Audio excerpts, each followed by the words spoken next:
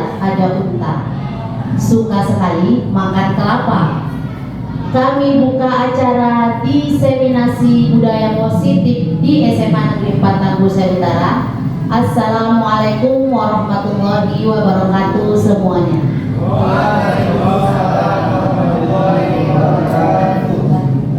Terima kasih saya ucapkan kepada Bapak Ibu Guru yang telah bersedia hadir di ruangan ini untuk mengikuti acara diseminasi budaya positif oleh calon guru penggerak angkatan 5 Sabtu 27 Agustus 2022. Tak lupa salawat berangkaikan salam Allah kita ucapkan kepada junjungan kita Nabi besar Muhammad SAW dengan ucapan Allahumma sholli ala Sayyidina Muhammad wa ala alihi Sayyidina Muhammad. Semoga kita mendapatkan syafaatnya di yaumil mahsyar kelak. Amin amin ya rabbal alamin. Baiklah, di sini saya sebagai moderator tidak akan berpanjang-panjang lebar. Langsung saja kita masuki acara yang pertama, yaitu pembukaan dari Bapak Wakil Kurikulum oleh Bapak Walekson Huta Balian SPD. Kepada Bapak Walekson Huta Balian SPD dipersilahkan.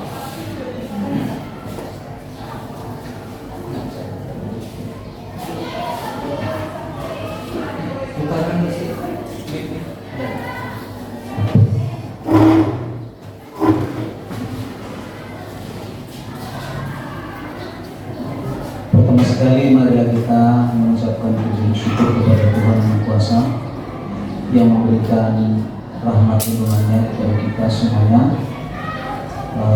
seluruh guru-guru SMA Negeri 4 Tangguh Utara yang berkenan hadir di ruangan ini dalam rangka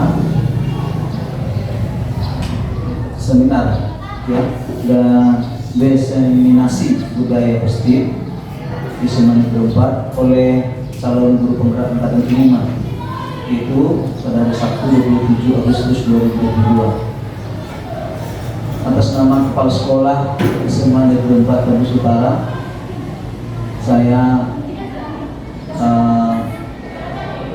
ditugaskan untuk membuka acara ini, di mana dalam kegiatan diseminasi ini adalah merupakan poin-poin positif yang harus kita respon untuk menyambut implementasi kurikulum Merdeka yang sudah kita terapkan mulai tahun ini.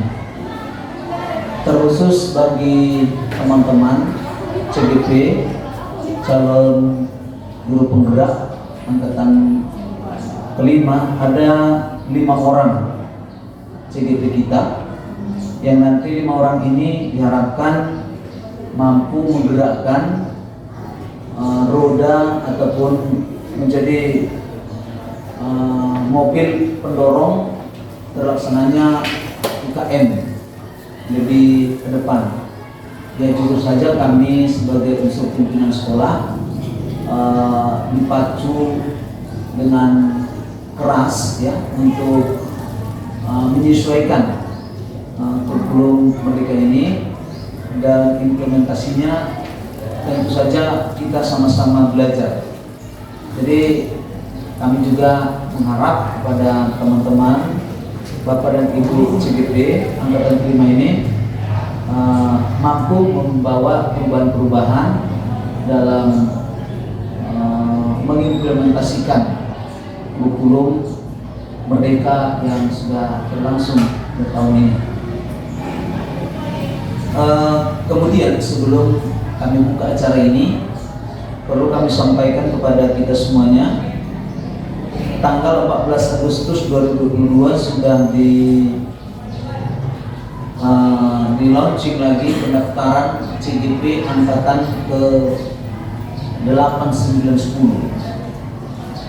Kurang lebih kita 26 orang guru, dan Wakil Kurikulum sedang berproses untuk pengumuman angkatan ke-7. Ini kesempatan bagi kita. 20.000 angkatan 8, 20.000 angkatan 9, dan lebih banyak lagi. Artinya kita mempunyai peluang yang cukup untuk mendaftarkan diri. Nah, ada memang yang sudah mencoba tetapi seperti tulis ya, udah dicoba tapi gagal maning gitu ya. Tidak usah terus terus mengalah, karena yang dituntut di situ saya lihat resiliensi ya, resiliensi kita atau ketangguhan dan ngotot bahasa daerahnya ya, kekerasan kita untuk masuk dalam CGP ini. Jadi itu yang saya lihat harus ada dalam diri seorang peserta didik, karena mau tidak mau, enak tidak enak, suka tidak suka, perubahan akan terus berjalan ya. Pernah juga kami mendapatkan tantangan dari dari media suara. Ketika kami mulai beralasan, beliau katakan berarti Bapak dan Ibu tidak mau berubah katanya. Jadi itu yang menemplak kita ya. Jadi artinya Bapak Ibu, perubahan itu enak tidak enak, suka tidak suka, baik tidak baik, harus berlangsung terus. Jadi diharapkan lewat CGP ini memberikan celah bagi kita atau peluang bagi kita untuk terus bermanuver ya. Kebetulan materi saya waktu wawancara itu berkaitan dengan media pembelajaran berupa video-video pembelajaran. Jadi apa yang paling saudara atau anda bahagiakan ketika anda melaksanakan inovasi-inovasi pendidikan di sekolah Anda. Saya teringat begini, waktu Ibu Sri, maaf ya kalau subjektif saya, mengikuti PPG-nya, beliau datang kepada saya, terima kasih ya Pak, sudah mendesak kami membuat video pembelajaran. Rupanya itu yang saya pakai menjadi materi saya untuk PPG ya, begitu ya Bu Sri ya. Portofolio itu menjadi bahan. Artinya setelah Ibu Sri sampaikan dan saya beritakan di wawancara itu, mereka senyum-senyum. Jadi itu Pak membuat saya bahagia ya. Jadi artinya dalam CGP itu yang ditanyakan, yang diminta dalam mengisi guru penggerak angkatan 5 di SMA Negeri 4 Sabtu 27 Agustus 2022. Atas nama Kepala Sekolah, Walekson SPD membuka acara ini secara resmi. Terima kasih. Kiranya Tuhan memberkati kita semua.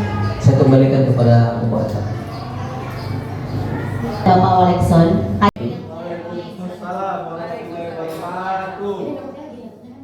Karena tadi dari pertama sampai yang ketiga semua berat pantun, saya juga nggak mau kalah. Pantun saya sudah terkenal dan semua sudah tahu. Ikan sepat, ikan garis. Karena sudah siang, kita langsung saja Bapak Ibu. Sudah sore bukan siang lagi. Materi saya pada siang hari ini atau sore hari ini diberi kesempatan untuk menjelaskan tentang kebutuhan dasar manusia. Nah, ini agak berbeda sedikit karena yang lain tadi penampilannya sangat bagus. Ini perbedaan antara guru profesional dengan guru yang belum profesional. Ini berbeda. Baik, kalau kita tanya sesuatu kebutuhan, mungkin kita semua sudah pernah menyadari yang namanya kebutuhan dasar. Kalau kita lihat ada anak-anak menangis, kita pasti berpikir, ini anak nangis kenapa? Pasti berpikir anak menangis nanti ada kebutuhan yang belum terpenuhi. Anak balita nangis, ini mungkin haus. Kalau anak bayi tidak bisa ngomong, bisa menangis. Bahkan anak yang sudah TK seperti anak saya si hati itu nggak pakai cara ngomong lagi, merengek dia. Itu menunjukkan suatu hal yang belum terpenuhi kebutuhannya. Oleh karena itu segala sesuatu itu kalau kebutuhan tidak terpenuhi, maka akan ada akibat-akibat yang seterusnya. Oleh karena kita seorang guru harus tahu apa saja kebutuhan dasar yang harus dipenuhi oleh manusia, termasuk kita juga. Ini berlaku bukan hanya untuk anak-anak, tetapi berlaku juga untuk kita orang dewasa. Baik Bapak Ibu. Nah, pertama ada pertanyaan pemati kita buat dalam studi kasus. Ibu Ambar, guru wali kelas 10 di SMA Pelita Hati, sedang bingung menghadapi ulah salah satu murid di kelasnya, yaitu yang bernama Doni. Beberapa anak di kelas 10 telah datang padanya dan mengeluhkan tentang Doni yang sering menjahili kawan lainnya. Jika Anda menghadapi situasi seperti Ibu Anda, kira-kira apa yang akan Anda lakukan? Dan menurut Anda kira-kira apa alasan Doni melakukan hal tersebut? Ingat tadi konsepnya, ada sebab, ada akibat. Nah, ini kita jawab dalam hati masing-masing saja. Ya, nanti kita akan pahami kira-kira kebutuhan dasar yang mana yang perlu dipenuhi oleh si Doni. Selanjutnya, ada 5 kebutuhan dasar manusia. Apa saja? Yang pertama, bertahan hidup. Ada juga kasih sayang dan rasa diterima. Kemudian penguasaan, ada kebebasan, dan juga ada kesenangan. Inilah 5 kebutuhan dasar. Ini berdasarkan dengan sumber-sumber yang sudah dirangkum dalam satu intisari ini. Pertama kita bahas terlebih dahulu kebutuhan bertahan hidup, atau dalam bahasa kampung saya namanya survival. Itu kampung saya. Apa itu kebutuhan bertahan hidup? Yaitu kebutuhan yang bersifat fisiologis. Ini orang biologi pasti tahu apa itu fisiologis. Fisiologis ini merupakan bagian dari biologi untuk berkelangsungan hidup. Ini fisiologis. Jadi dalam kebutuhan 5 dasar manusia itu ada 5. Yang pertama yaitu sifatnya fisiologis, dan yang keempat lainnya itu bersifat fisiologi. Beda ya. Satu dalam bentuk biologi, satu dalam bentuk psikis, gitu, kejiwaan. Nah, sekarang dalam kebutuhan bertahan hidup yaitu bersifat fisiologis untuk bertahan hidup, misalnya kesehatan, rumah, dan makanan. Misalnya gini, ada seorang anak ketika tidak terpenuhi kebutuhan ini, maka misalnya belum makan di rumah, maka gak usah heran kalau ketika di dalam ruang kelas dia tidak konsentrasi. Kenapa? Mungkin memikirkan perutnya masih kosong, lapar, terpikir dia apa nanti yang perlu dimakan ini, atau pingsan ketika upacara. Kenapa? Ada kebutuhan yang belum dipenuhi. Atau kesehatan juga di rumah. Di rumah dia tidur sampai jam 2 pagi. Gak usah heran ketika di sekolah dia ngantuk, tidak konsentrasi dengan belajarnya. Kenapa? Kebutuhan kesehatannya tidak terpenuhi. Malah di rumah tidak pernah mengkonsumsi vitamin atau hal segala macam. Makanan kurang, tidak sesuai dengan 4 sehat 5 sempurna. Ini termasuk kebutuhan hidup. Jadi kita yang punya anak mulai dari sekarang bisa juga mulai menerapkan kebutuhan bertahan hidup untuk anak-anak kita. Selanjutnya yang kedua yaitu kasih sayang dan rasa diterima. Kebutuhan untuk diterima. Kebutuhan untuk disayangi dan diterima meliputi kebutuhan akan hubungan dan koneksi sosial, kebutuhan untuk memberi dan menerima kasih sayang, dan kebutuhan untuk merasa menjadi bagian dari suatu kelompok. Jadi kalau misalnya ada anak menjumpai ke kita, ya, dia ingin bercurhat, mau bercerita, silakan kita dengarkan ceritanya. Ini menunjukkan bahwa dia diterima oleh kita, dan juga menunjukkan kasih sayang kita terhadap anak tersebut. Jadi yang kita sudah menjadi bapak atau menjadi ayah dan ibu di rumah, ini perlu diterapkan di anak kita sendiri, Pak. Coba kita terapkan di rumah kita sendiri. Anak kita bercerita, apapun ceritanya, kadang kita gak nyambung pun, kita dengarkan. Ini salah satu bentuk kasih sayang kita. Supaya apa? Supaya memunculkan dalam diri anak secara intrinsik tadi, motivasi dalam diri, rasa kepercayaan diri, rasa untuk diterima. Jadi mereka mau bergabung dengan kita dan tidak lari ke sana ke sini. Jika terjadi tidak terpenuhi, Maka jauh usah heran kalau anak kita lebih suka berkumpul dengan orang yang di luar sana, yang notabene mungkin ya dampaknya ke negatif gitu. Ini Bapak Ibu ya. Yang kedua, kasih sayang dan rasa diterima, kebutuhan untuk diterima. Dan yang ketiga, penguasaan, kebutuhan pengakuan atas kemampuan. Nah, di sini kebutuhannya berhubungan dengan kekuatan untuk mencapai sesuatu, menjadi kompeten, menjadi terampil, diakui atas prestasi dan keterampilan kita, didengarkan dan memiliki rasa harga diri. Ini juga bisa kita terapkan dalam pembelajaran kita. Seperti halnya kita berikan kesempatan anak-anak untuk bereksplorasi di dalam kelas kita.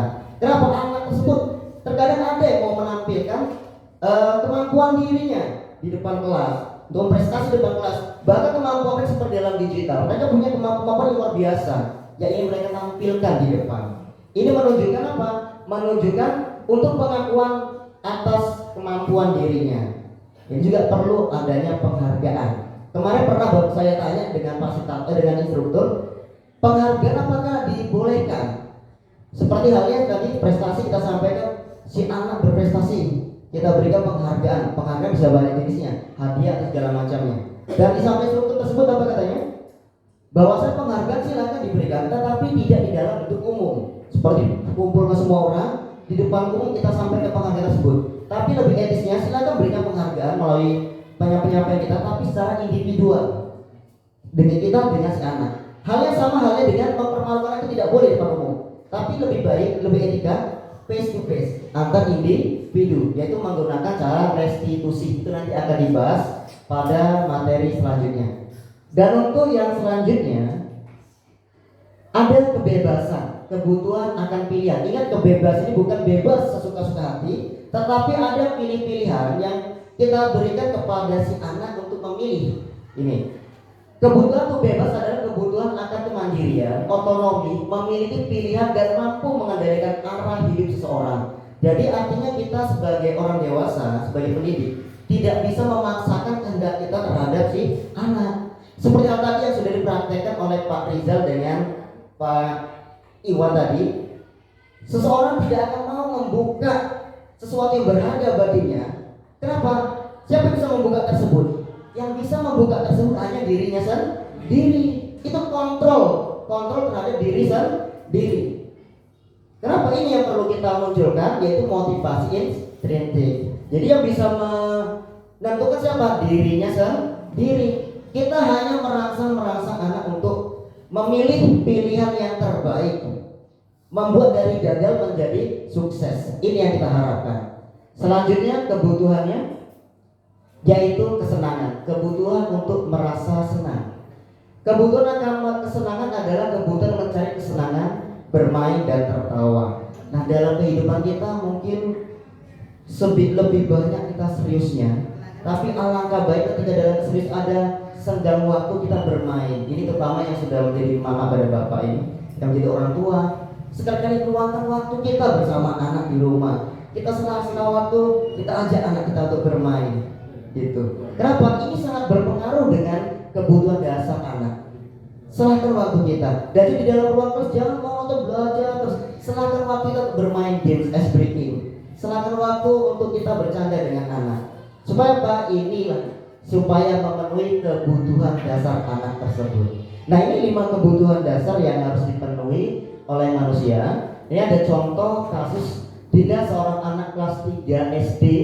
Begitu tiba di rumah sepulang dari sekolah, menangis dan mengadu pada ibunya bahwa dia benci pada Ibu Rani, gurunya. Menurut Anda, Ibu Rani, maaf, ini kebetulan namanya sama. Menurut Anda, kebutuhan apa yang berusaha dipenuhi oleh Dinda?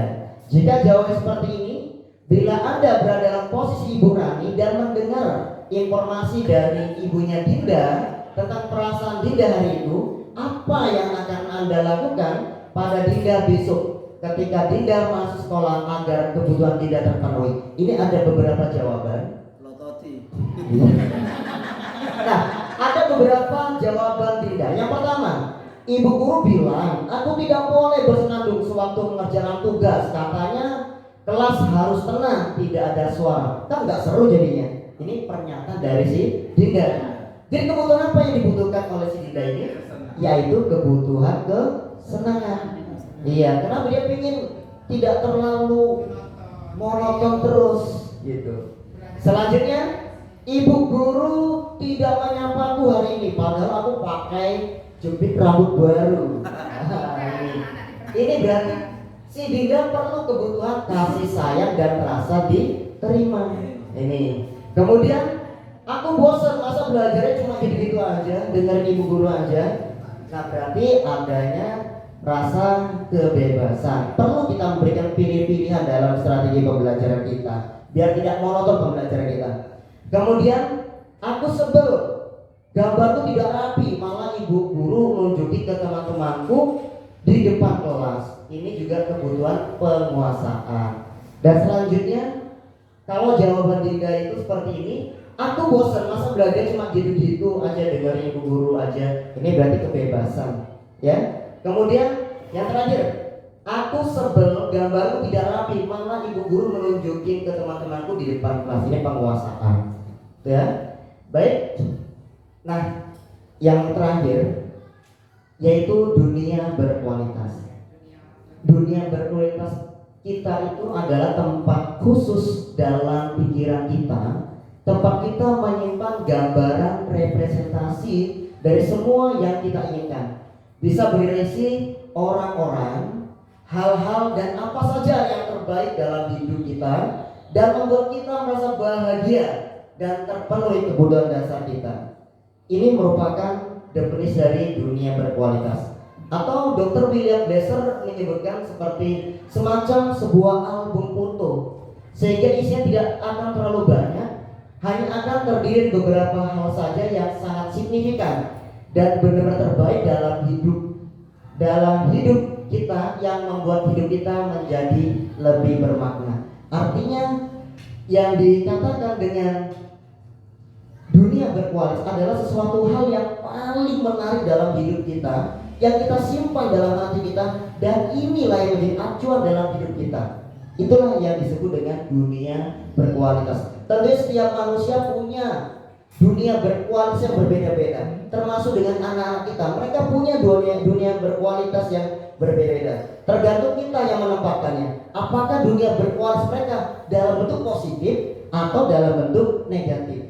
Kita diminta untuk mengarahkan anak kita agar dunia berkualitas anak-anak kita nantinya adalah dunia yang berkualitas dalam bentuk yang positif. Ini ada sedikit mungkin bisa kita orang-orang nanti di rumah, kita akan menggambarkan kira-kira dunia berkualitas kita seperti apa dengan cara menggambarkan sebuah diagram lingkaran seperti ini.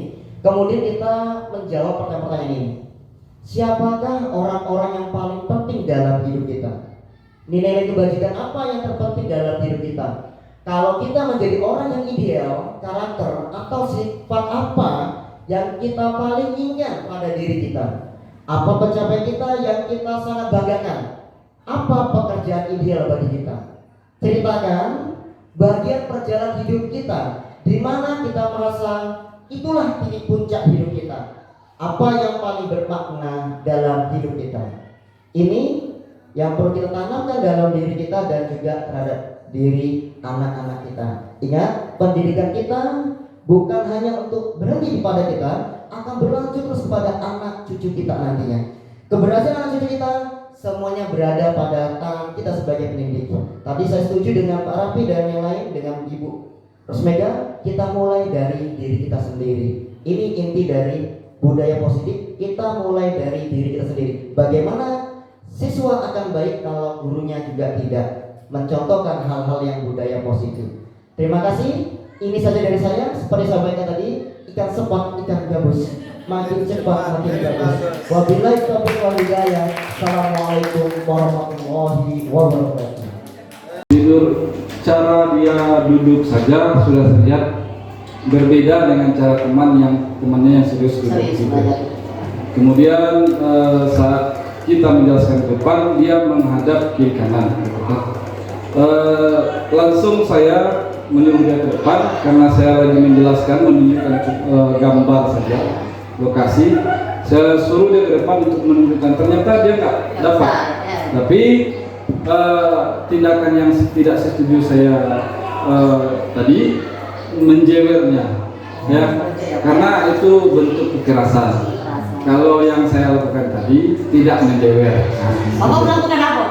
Cuma menyuruh dia senyum. Oh, bagus ya. Kebetulan di dalam kelas itu pada saat saya bikin lelucon, dia nggak nyambung antang, apakah kita berbeda suku, nggak tahu kan?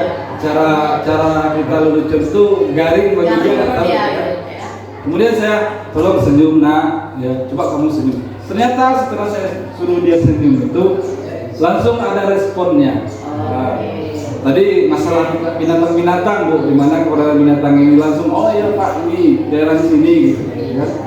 Itu yang saya rasakan tadi, sehingga saya langsung tidur. Cara dia duduk saja sudah terlihat berbeda dengan cara temannya yang serius duduk gitu. Kemudian saat kita menjelaskan ke depan, dia menghadap kiri kanan. Langsung saya menyuruh dia ke depan karena saya lagi menjelaskan, menunjukkan gambar saja lokasi. Saya suruh dia ke depan untuk menunjukkan, ternyata dia nggak dapat. Tapi tindakan yang tidak setuju saya tadi menjewernya, ya, karena itu bentuk kekerasan. Kalau yang saya lakukan tadi tidak menjewer. Bapak melakukan apa? Cuma menyuruh dia senyum. Oh, bagus ya. Kebetulan di dalam kelas itu pada saat saya bikin lelucon, dia nggak nyambung antang, apakah kita berbeda suku, nggak tahu kan? Cara kita lelucon itu garing bagi dia nggak tahu. Kemudian saya tolong senyum nak, ya coba kamu senyum. Ternyata setelah saya suruh dia senyum itu langsung ada responnya. Tadi masalah binatang-binatang Bu, dimana kepada binatang ini langsung, oh ya Pak ini daerah sini gitu, ya. Itu yang saya rasakan tadi, sehingga saya terima kasih kepada Bapak Ibu Guru CGP ya, calon guru sekarang. Jadi begini Bu, menurut saya ini ya, nanti pada akhirnya saya akan bertanya. Jadi begini Bu, ini kan program sekolah Merdeka ya, Merdeka belajar, sama kalau kita di perguruan tinggi kan kampus Merdeka kan. Nah, jadi begini Bu, mungkin pemerintah hari ini ya kan melihat kan begini, pendidikan ini kan pengaruhnya itu terhadap masyarakat. Ya, mungkin program hari ini dampaknya itu mungkin 10 atau 20 tahun ke depan, kan gitu kan. Nah, jadi gini Bu, yang saya perhatikan ini ya, menurut saya ini gini Bu, ini menghilangkan unsur-unsur fisik kan gitu kan, kekerasan kan gitu di sekolah kan. Makanya yang kita butuhkan sebetulnya di sekolah itu adalah kebutuhan fisikis. Saya anggap begitu. Nah, kebutuhan fisikis sama ibarat ini. Orang kalau sudah satu hari, anggaplah kerjaan itu yang berat seperti tukang bangunan. Ini kan satu hari kan bekerja dari jam 8 sampai jam 5 sore kan begitu. Nah, tetapi dia memiliki hobi yang lain gitu. Hobi kita katakanlah hobinya memancing. Jadi jam 2 malam itu dia rela untuk memancing, padahal seharian sudah capek gitu. Jadi yang mau saya tanyakan itu begini Bu, bagaimana anak-anak murid kita, peserta didik kita, belajar ini menjadi kebutuhan fisikis gitu. Jadi mereka itu semangat gitu, semangat untuk belajar, semangat untuk datang ke sekolah supaya tidak terlambat gitu. Itu Bu, bagaimana Bu? Nah, saya kembalikan, terima kasih Bu. Belajar itu konsepnya saya tangkap ya nih Pak ya. Bagaimana belajar itu sebagai kebutuhan, nah, sebagai hobi misalnya seperti ini. Nah, ini tadi memang dia merasakan itu sebagai kebutuhan belajar itu ya Bapak Ibu ya. Nah, ini peran berat kita sebagai guru. Karena untuk memunculkan yang namanya minat, nah makanya saya nggak pernah mengambil PTK judulnya minat Bapak Ibu. Karena susah gitu, susah mengukur minat ini ya. Karena namanya minat itu bisa up and down, you know, jadi bisa, dia bisa naik turun, betul kan? Kayak Bapak Ibu loh, pasti juga pernah mengalami yang namanya kadang naik turun ketika kita semangat mengajar, betul? Jadi nggak usah jauh-jauh kita ke anak kita dulu. Kita sebagai guru juga ada up and down-nya semangat kita untuk sampai kita malas belajar seperti itu. Jadi untuk menumbuhkan minat ini banyak faktornya Pak Robi, menurut saya ya Pak Robi. Ada dari eksternalnya juga, tadi ada internalnya. Yang menumbuhkan dari internalnya, internal itu tetap terpengaruh dari eksternalnya, seperti itu. Internal misalnya dia udah nih sekolah nih, semangat 45 datang ke sekolah belajar. Nah, sampai di kelas ketemu teman eksternalnya nih. Nah, gimana eksternalnya? Ketemu teman-temannya. Nah, main HP dia, ayo main mabar. Nah, main bareng kita, katanya gitu kan. Sehingga motivasi intrinsik yang udah muncul masih hampir muncul tadi, tiba-tiba jadi redup lagi. Karena eksternalnya tadi juga. Terus udah semangat nggak kalau belajar nih, belajar semangat. Tiba-tiba dari kita gurunya mengajar dengan cara seperti apa? Kan tadi makanya juga namanya merdeka belajar itu anak senang, kita pun senang. Nah seperti itu. Jadi sama-sama senang. Kita mengajar menyenangkan, anak pun senang belajar. Kalau kita sebagai guru juga mengajarnya membosankan bagi anak, gimana nih caranya nih? Muncul intrinsik dia belajar. Betul? Bapak Ibu lah ya kan? Kita ngajarin cuma kayak saya nih. Virus itu anak-anak ibu adalah bla bla bla bla bla banyak dia melayan. Virus itu kayak mana? Nah bentuknya nampak aku bu. Nah seperti itu. Jadi sementara padahal materi itu, jadi kita bisa mengkaitkan dari dasar butuh itu ke kehidupan sehari-hari. Jadi Bapak Ibu usahakan kalau kita dalam belajar, biar anak itu semangat, dia bisa intrinsik dia belajar bahwa belajar itu memang perlu, kaitkanlah dengan kebutuhan hidup sehari-hari, kehidupan sehari-hari dia. Terkadang kayak saya dulu fisika saya paling gak suka. Kenapa? Karena saya pikir buat apa kelapa yang jatuh tinggi itu dihitung? Biarkan aja lah dia jatuh. Makanya kenapa? Karena nggak dikaitkan dengan pelajaran kehidupan sehari-hari apa pentingnya.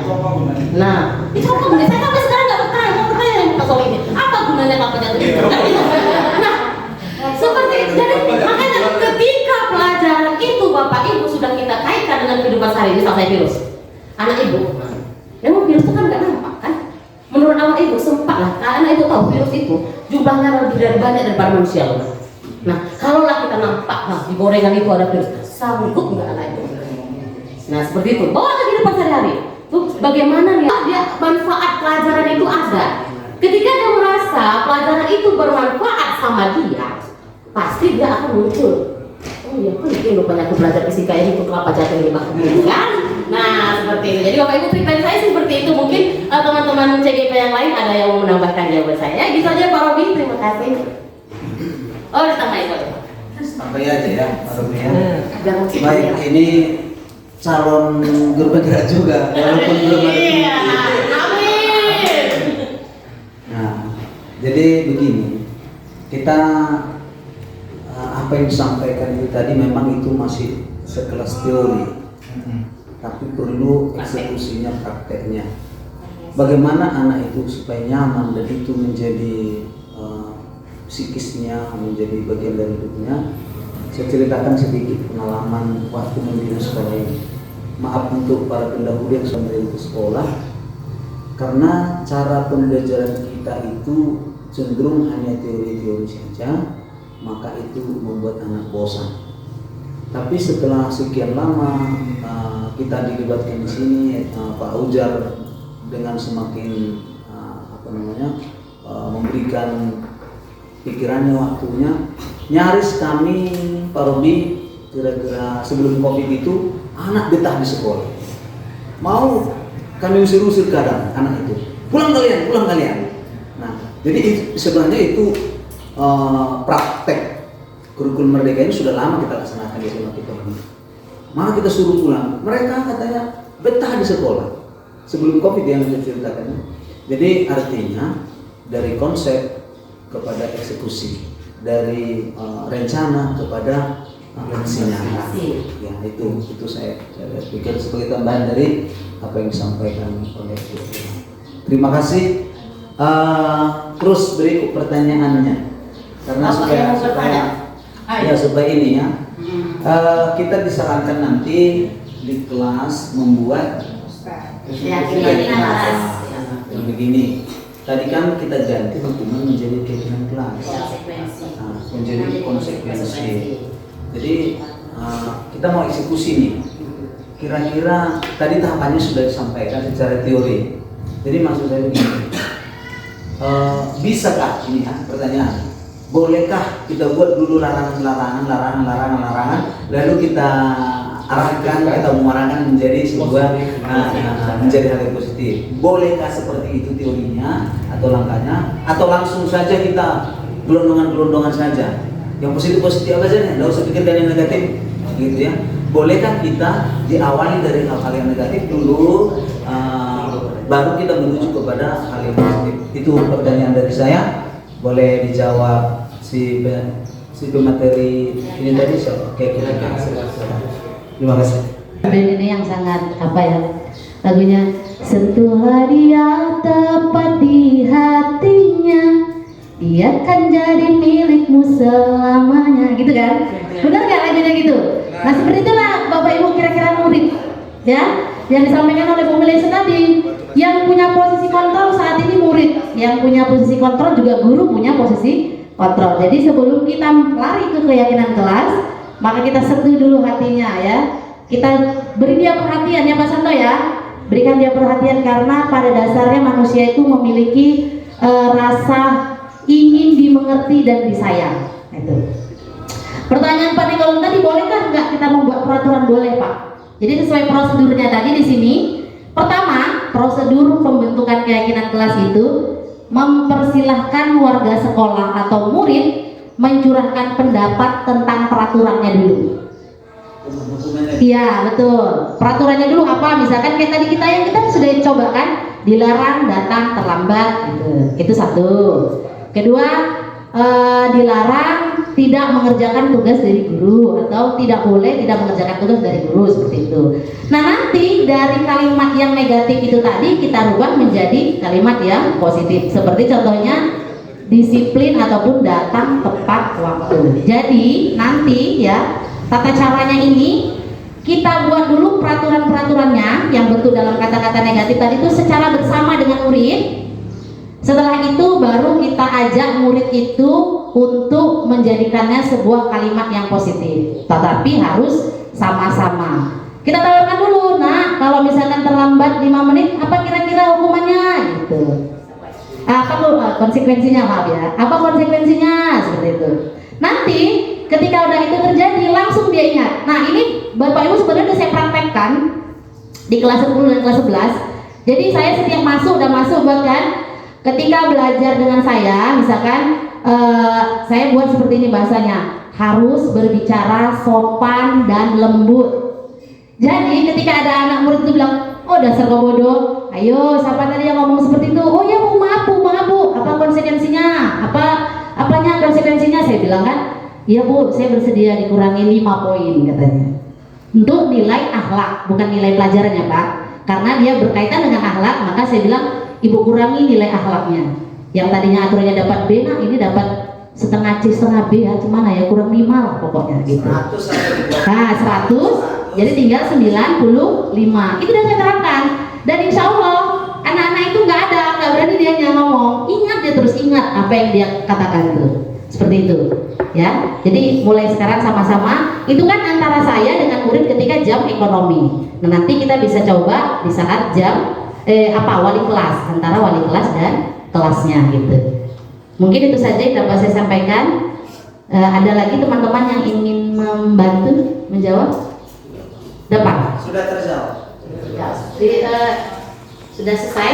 Ada lagi yang ingin bertanya? Saya ucapkan kepada Bapak Ibu hari ini yang telah bersedia mengikuti diseminasi budaya positif ini. Mudah-mudahan kita semua dapat menerapkannya nanti. Langkah awal kita buat dulu peraturan-peraturannya. Setelah itu baru kita ubah menjadi kalimat yang positif seperti itu ya. Karena diawali dengan pantun, maka saya akan akhiri juga dengan pantun. Oh, tanggapan? Oh ya, oke boleh. Silakan kalau ada dari teman-teman Bapak Ibu yang memberikan tanggapan. Ya, kok kesalahan saya aja yang disebut di sini?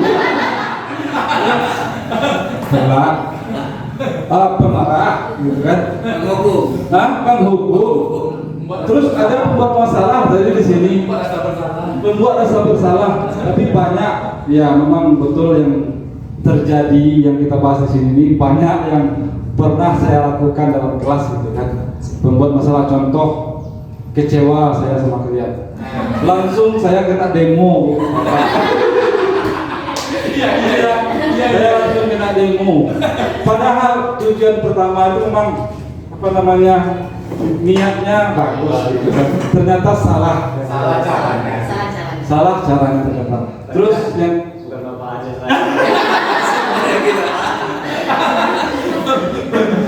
terus yang kedua, semua salah sebenarnya. mungkin bukan saya sok juga. Mungkin ada yang pernah kita lakukan mungkin di sini dari paparan ibu tadi, dari teman-teman yang berlima ini, terima kasih ya. Paparan yang tadi itu mungkin kita pernah melakukan, tapi nggak tahu gimana stepnya, nggak tahu kita stepnya gitu kan. Jadi sehingga terima kasih ini gimana? Oh, pernah saya melakukan itu ternyata, tapi kita nggak tahu stepnya apa. Nah, terus posisinya di mana gitu kan. Di situ saya berterima kasih. Ternyata saya sebagai guru bisa juga, tapi banyak juga kurangnya gitu kan. Nah, terus yang terakhir apa tadi? Saya lupa. Sama terima kasih. Ucapan terima kasih kepada Bapak dan Ibu guru yang menyampaikan materi ini. Mudah-mudahan acara yang seperti ini ya berlanjut sering-sering menyampaikan acara ini. Entah kenapa saya kok berdirinya di depan pula tadi. Ya, mungkin karena di dalam kelas itu ada murid yang bandel kan. Kemudian dia kena marah. Suruh duduk depan. Langsung duduk depan.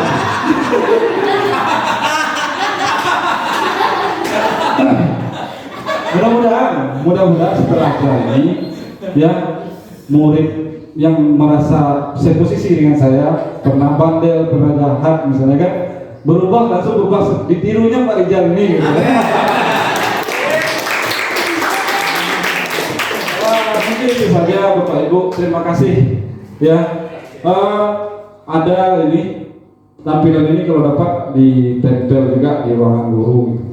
Apalagi yang terakhir yang ada kesimpulan tadi, guru hukum tadi yang disampaikan oleh Mr. Rizal tadi, itu kan lengkap semuanya kesimpulannya. Nanti kita lihat aja nanti, oh itu kesalahan saya. Terima kasih. Assalamualaikum warahmatullahi wabarakatuh.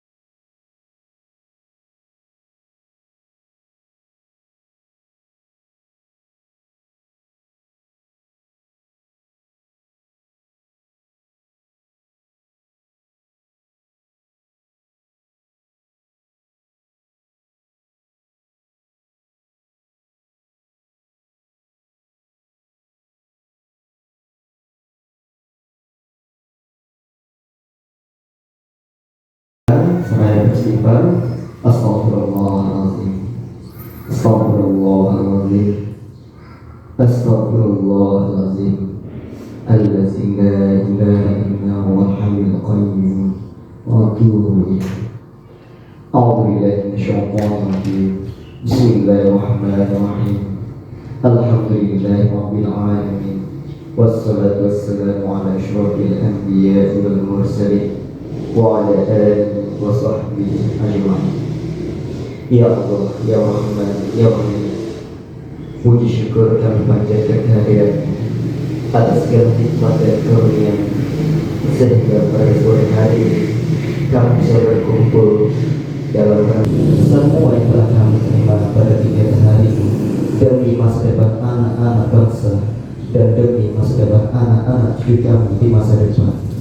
Ya Allah yang Maha Mengetahui, tunjukkanlah kepada kami bahwa yang benar itu memang benar adanya, dan berikanlah kami kemampuan untuk menegakkannya. Serta tunjukkanlah kepada kami bahwa yang salah memang salah adanya, dan berikanlah kemampuan kepada kami untuk menghindarinya. Ya Allah, Ya Rahman, Ya Rahim, jangan kau bebani kami mulai sesuai dengan kemampuan kami. Jangan hukum kami jika kami lupa atau bersalah, dan lindungilah kami dari segala kelakuan, dan kami berlindung kepada dari kesalahan-kesalahan yang telah terlanjur kami lakukan. Ya Allah yang Maha Pengasih dan Maha Penyayang, berikanlah kami kesehatan, kekuatan, serta lindungan-Mu sehingga kami dapat menjalankan seluruh program kegiatan ini dan mampu untuk melaksanakan mengimplementasi semua ilmu-ilmu yang kami terima hari ini. Rabbana zalamna anfusana wa illam taghfir lana wa tarhamna lanakunanna minadh dhalimin. Rabbana atina fid dunya hasanah wa fil akhirati hasanah wa qina adzabannar. Bi subhana rabbika rabbil izzati amma yasifun wassalamu ala mursalin walhamdulillahi rabbil alamin. SMA Negeri 4 bergerak.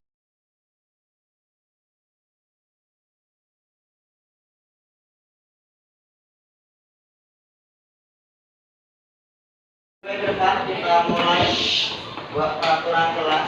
Nanti kalau ada yang usul boleh angkat kaki nanti. Ya, disebutkan apa. Untuk demi keamanan kita, kenyamanan di sekolah kita, maka kita buat terlebih dahulu. Kira-kira kesepakatan seperti apa yang akan kita buat, ya. Coba silakan kalau ada yang mengusulkan peraturan kita apa. Silakan yang ingin mengusul.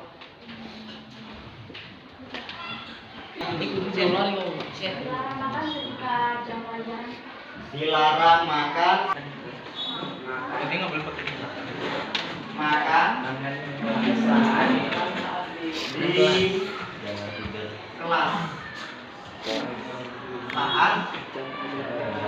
jam pelajaran.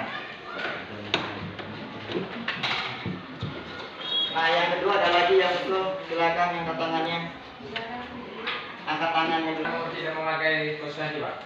Dilarang tidak memakai kaos kaki di dalam kelas. Ya. Ada lagi yang dua. Dilarang lagi tidak. Ya, yang Dilarang tidur di dalam kelas saat jam pelajaran. dilarang tidur di dalam kelas saat jam pelajaran. Dilarang mana? Tidur di kelas saat jam pelajaran. Ya, ya. Dilarang merusak barang-barang yang di kelas. Dilarang merusak barang di kelas. Ada lagi? Ya. Dilarang ribut ya. Dilarang ribut Matang. di saat jam belajar. Dilarang khusus. Kemudian ada lagi.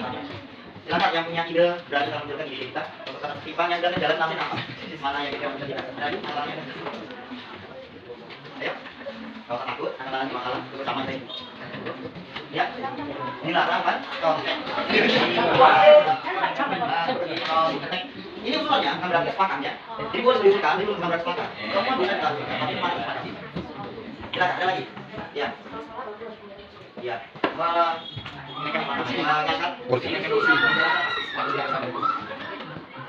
Kursi atau batu ke atas meja setelah selesai dan kakinya. Ada lagi yang punya usul disiplin sama aja. Dilarang memakai sepatu di dalam kelas. Lihat silakan, dilarang memakai sepatu di dalam kelas. Ada lagi? Ya, enggak tadi. Lupa. Ada lagi yang lain untuk pasangan silakan. Ini, ya silakan lagi. Yang kira-kira buat yang nyaman, yang rasanya nyaman ya. Dilarang duduk atau naik di atas meja. Ya. Dilarang duduk atau naik diri ya. Di atas meja. Terus lagi, bagus sekali. Satu lagi bagus. Ini aturan kelas. Ada lagi yang lain? Ya, mana? Memakai atribut lengkap di dalam kelas. Apa di luar ya? Itu sekolah. Ya, dilarang.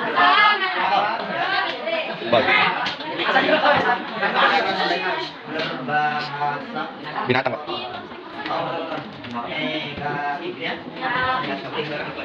Habis ya. Dilarang membuang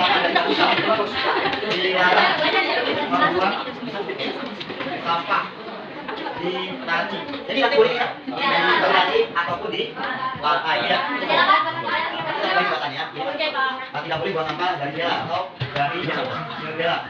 Oke, ada lagi. Mas ya. Nah, kalau Mas ketahui saya punya sepakatan yang paling sepakatan ini belum terjadi seperti ini. Mas, tidak lagi dia mengganggu kalian sama belajar atau yang ganda. Gak perlu anak sekolah ini. Nah, gak perlu anak sekolah ganda seperti ini. Tidak bukan anak sekolah. Dilarang menggunakan earphone di kelas dan belajar. Astaga. Dilarang menggunakan earphone di kelas dan pelajaran. Ada lagi bagus nih. Yang masih enak lagi. Atau sampai jam-jam, yang lagi kiranya? Ya, yang siaran ya boleh lain, terserah. Wajib ini boleh, hanya yang kurang. Gak ada kan sekarang kalau kalian bermasalah kira-kira yang punya anak sampai sesuatunya mengambil penak tanpa izin. Di mana mengambil barang, barang nggak bisa. Penak semua ya. Barang tanpa seizin. Ini Pak, barang mau lima. ya baru.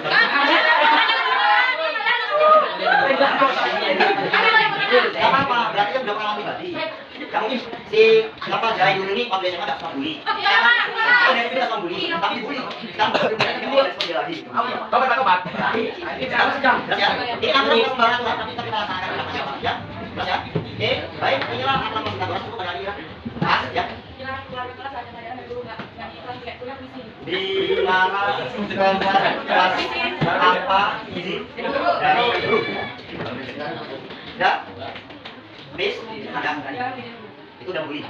Bully ngecek, ya. Bully artinya ngecek, terus membina. Bully kan dua, ada yang program, ada yang mau, ada yang kata-kataan, ada yang pengumpulan. Ya, ada lagi yang lain ya. Mana enggak?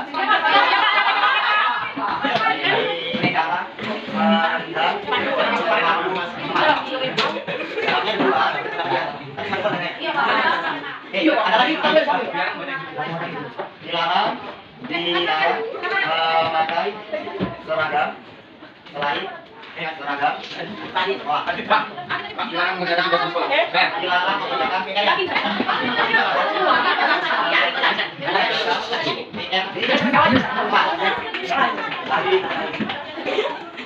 Ada lagi lain? Pas pertama dari ini dilarang makan di kelas saat jam pelajaran. Sepakat kira-kira ini? Sepakat, Pak. Sepakat di mana? Sepakat dulu baru kita ganti bahasanya. Sepakat. Dilarang tidak memakai kaos kaki di dalam. Sepakat, Pak. Sepakat, Pak. Pak bau Pak kayaknya. Sepakat, Pak. Sepakat aja, Pak. Dilarang tidak memakai kaos kaki di dalam kelas. Di dalam kelas wajib menggunakan kaos kaki. Sepakat atau tidak ini? Mau bau. Ya tidak sepakat ya? Tidak sepakat. Nanti kaos kaki wajib dibawa, cuma di lapangan luar ya. Jelas ya? Itu. Yang sepakat angkat tangan. Yang sepakat lo berapa orang yang sepakat kaos kaki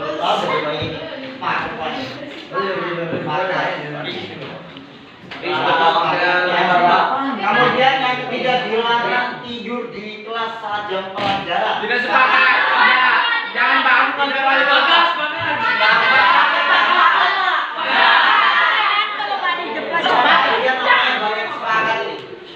Dilarang tidur kelas saat jam pelajaran.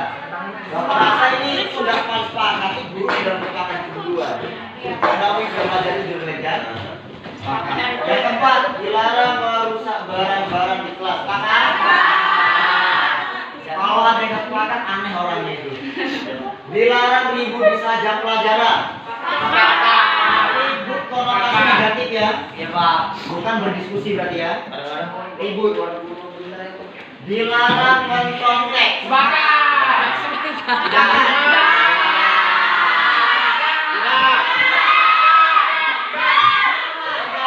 Yang nggak sepakat angkat tangan.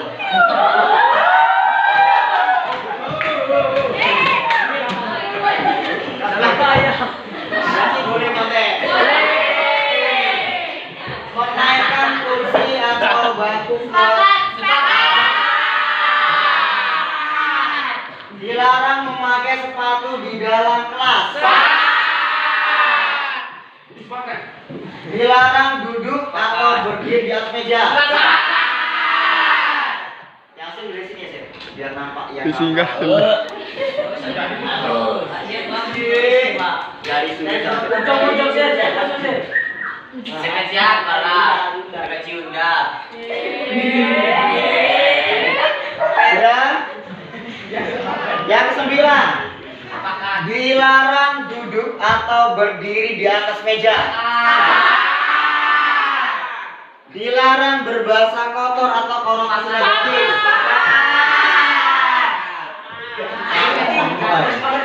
Kemudian, dilarang membuang sampah di laci atau di lantai. Dilarang menggunakan HP di luar jam pelajaran.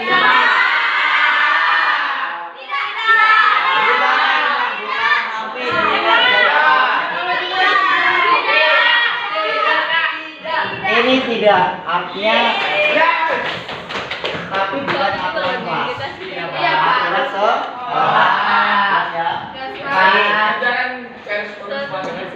Yang 13, dilarang mengambil barang tanpa seizin pemilik. Sepakat?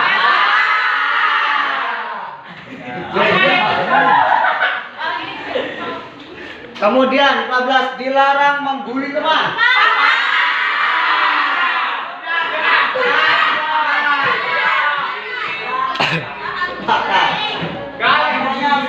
Bully di dalam kelas dinamai. Pak. Ya, artinya bully itu dalam bahasa bully itu bisa dalam verbal, bisa juga dalam bentuk fisik. Non verbal ya. Verbal itu bahasa, non verbal itu fisik. Jelas? Dilarang keluar kelas tanpa izin dari guru. Sepakat? Pak, kalau Pak. Ini udah ketentuan sekolah. Dan dilarang keluar tanpa izin dari guru itu udah ketentuan sekolah, adat etika. Jadi nggak perlu diatur lagi. Ya jelas ya. Makan los sepatu nggak perlu itu. Dan selanjutnya, dilarang menendang sepatu teman.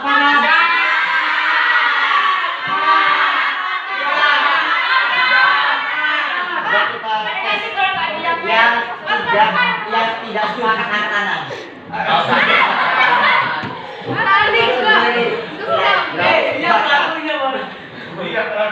Dilarang memakai seragam selain seragam sekolah. Sepakat ya. Berapa orang yang nggak sepakat itu berapa orang?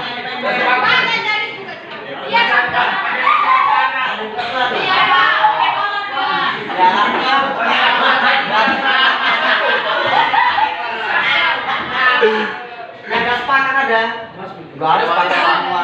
Sepakat semua ya. Dilarang mengerjakan PR di kelas.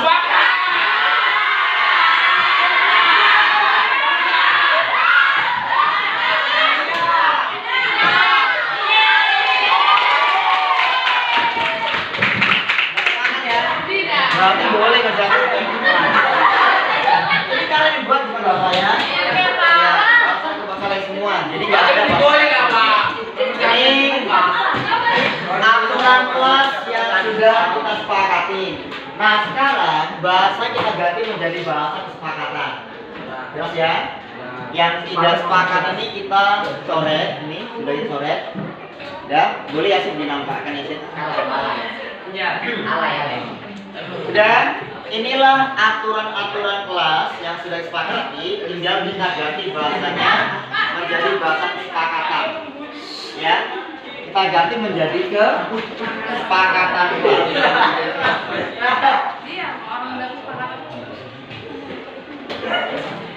Kesepakatan kelas. Coba silakan yang ahli bahasa cek. Dilarang makan di kelas saat jam pelajaran. Apa bahasa yang lebih baik selain menggunakan kata dilarang? Dilarang, selain tidak boleh. Kata-kata yang positif. Tidak diperbolehkan. Sama saja. Dilarang makan di kelas saat jam pelajaran. Ya diizinkan. Diizinkan makan di kelas. Berarti makan di kelas di luar jam pelajaran atau di jam istirahat. Cocok? Kita ganti. Artinya boleh makan di kelas, tapi makannya saat jam istirahat. Makan di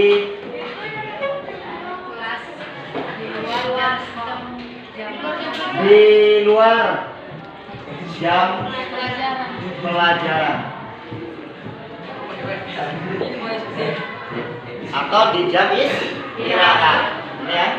Makan di luar jam pelajaran atau waktu istirahat. Silakan ditulis sekretaris ya. Sepakat tulis peraturan buat saya. Sudah, kemudian kedua, dilarang tidak memakai kaos kaki dalam kelas. Berarti tidak memakai kaos kaki di dalam kelas.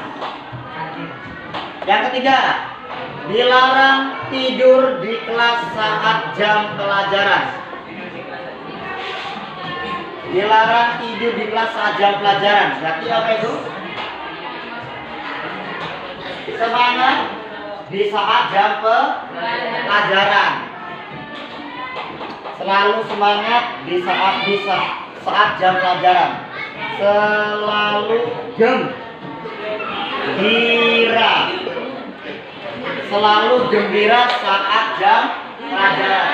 Jadi mau pelajaran matematika atau gembira? Kalau senyum dalam hati sakit jantung kita gembira. Ya. Ada PR banyak kita gembira. Kita menikmati pembelajaran dengan santai dan gembira. Dilarang merusak barang-barang di kelas. Apa bahasanya? Menjaga ya. Menjaga barang-barang di kelas. Ganti menjaga.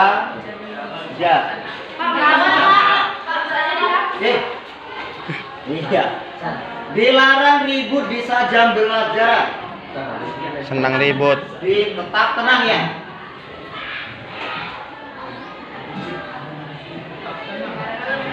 Menjaga ketenangan saat jam pelajaran berlangsung ya. Saat jam pelajaran berlangsung. Nanti bisa kita edit lagi. Dilarang mencontek. Udah enggak. Menaikkan kursi atau ini udah positif ya, ke atas meja setelah selesai jam pelajaran. Yang ke-8, dilarang memakai sepatu di dalam kelas. Berarti melepas sepatu di luar kelas. Melepas sepatu di luar kelas. Kemudian dilarang duduk atau berdiri di atas meja. Dilarang duduk atau berdiri di atas meja. Apa bahasanya kita ganti? Iya, boleh ya. Duduk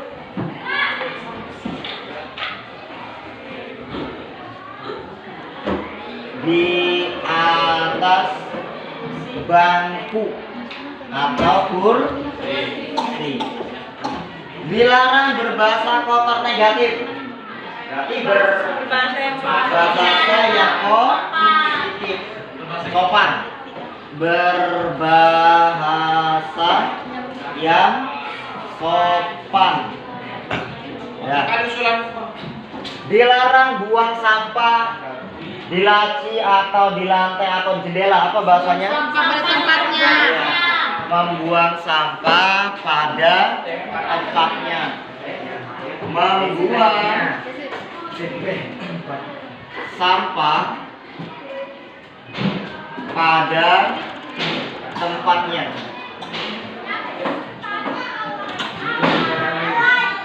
Kemudian dilarang mengambil barang tanpa seizin pemilik. Beda, ini mengambil, artinya meminjam. Berarti ini meminjam barang seizin pemilik. Meminjam barang,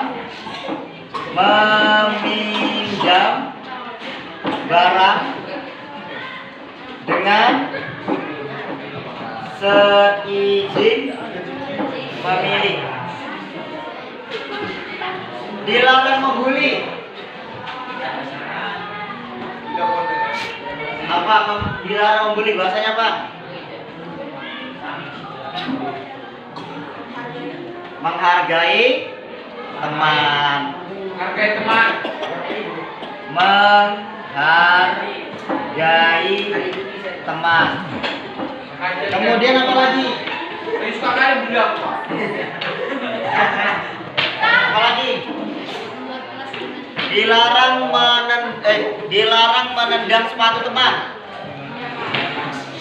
Saya kerja jadi. Apa bahasa? Dilarang menendang sepatu teman. Tapi kan sepatu. Merapikan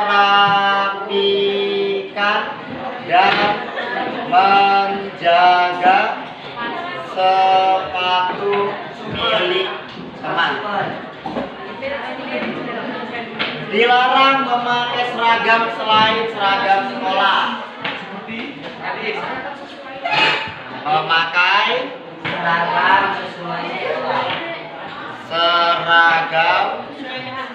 sesuai aturan sekolah. Oke? Cocok ya? Ini dihapus. Ini dihapus. Ini dihapus. Baru yang ini dihapus. Oke, udah catat? Sudah? Lihat baik-baik, inilah kesepakatan kelas yang sudah kita buat. Kita sepakati. Gitu ya. Setiap kesepakatan punya yang namanya konsekuensi. Nah, konsekuensinya ini kira-kira nanti konsekuensinya kita buat apa ini? Kalau makan di luar jam pelajaran atau waktu istirahat, maka dia, kalau sepakat bapak ini gini aja nanti baru sepakati ya. Coba kita cari keyakinan kelasnya dulu. Keyakinan kelas seperti tanggung jawab, ya, disiplin, kemudian patuh, kemudian menghargai teman. Ini termasuk namanya keyakinan kelas. Coba di sini, makan di luar jam pelajaran atau waktu istirahat, itu keyakinan kelasnya apa? Makan di luar jam pelajaran waktu istirahat. Kalau kita makan di dalam kelas, kira-kira yang terjadi apa? Untuk kawan yang lain. Ganggu.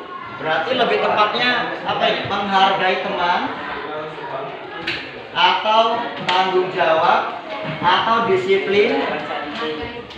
Menghargai. Bang, hargai teman, berarti menghargai teman ya.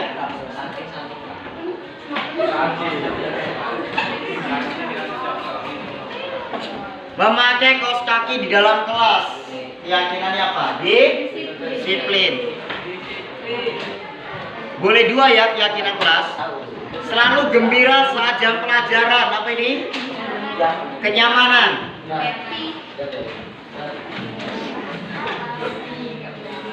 Kenyamanan kan? Kenyamanan. Ini juga kenyamanan cocok ya.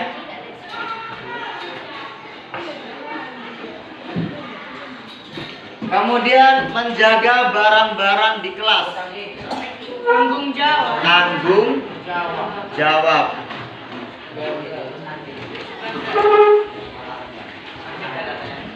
Menjaga ketenangan saat jam pelajaran berlangsung. Apa ini?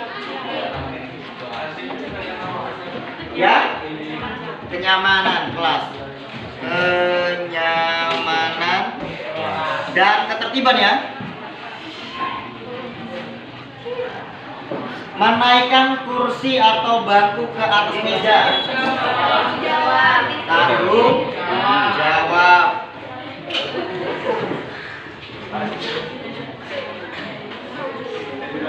Melepas sepatu di luar kelas.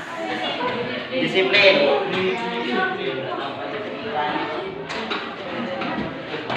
Duduk di atas bangku atau kursi.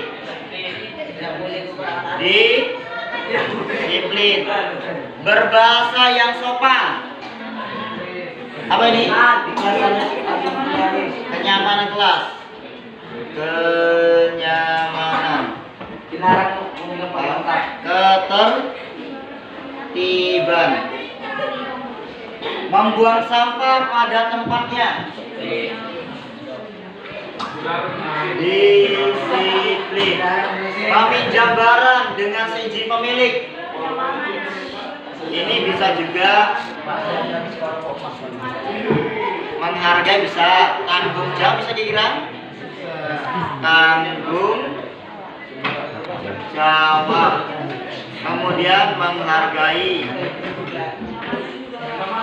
juga kenyamanan. Menghargai teman, ini udah ada. Merapikan dan menjaga sepatu milik teman. Tanggung jawab. Memakai seragam sesuai aturan sekolah. Iya. Nah, sekretaris silakan.